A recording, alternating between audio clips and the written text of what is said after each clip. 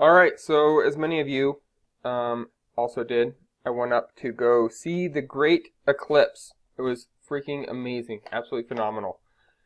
Um, Really, actually quite no words. And as many of you do, I have hundreds of photos, and I was set up.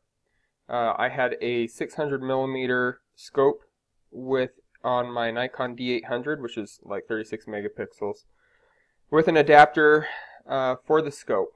It was went from the basic standard Nikon F mount down to a 1¼ inch adapter. So we have plenty of fun photos of all the kids and whatnot, but I wanted to show you guys something a little bit special, something that I thought that I don't think most of you would see.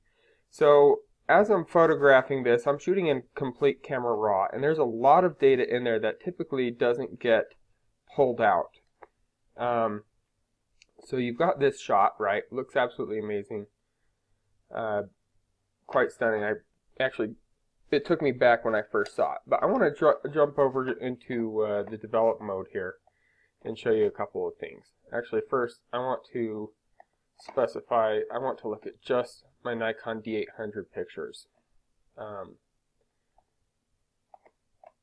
let's go ahead and go over here, because these are the ones that have all the detail in them. So first, I'm going to pull up this image and switch over into develop mode. Adobe allows you to basically do all sorts of different applications, like masking out exactly where you want the sharpening to be, etc. You can kind of see it's a little bit dull here. But what it allows you to do is if you hold down the Alt key, it allows you to kind of be able to see where that mask is being applied. One of the things that's really interesting here is it allows you to actually look at it in kind of a different light. So I'm going to go ahead and crop into just right here so that way we see this. And I'm going to go ahead and show you this mask, and this is going to show you some additional detail that you normally don't ever really get to see, that I think is kind of interesting. Notice that you can see, I believe they're called the corona arches or whatnot.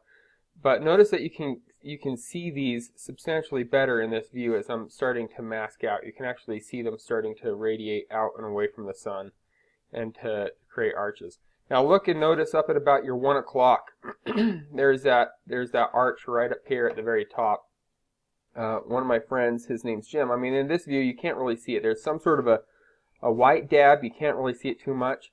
But he goes, you know, look at your 1 o'clock. It looks like there's something there. And so, sure enough, I came back in right here, and there you go. You can see this as clear as day almost. So, and then right down here, and then right up here, you can see two others. So, I don't think those are the Bailey's beads.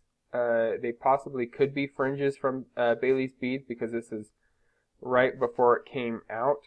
Or possibly not. I'm not really an astronomer, so I couldn't tell you.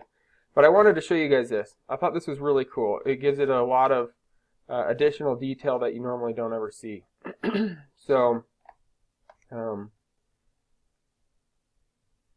then coming back out, I was trying to capture Bailey's beads, but unfortunately, nothing. So, but it was really cool. Really neat experience. I was actually planning on only going up to about 95%, and I'm sure glad I actually made the whole trip, because I just don't think it would have been the exact same.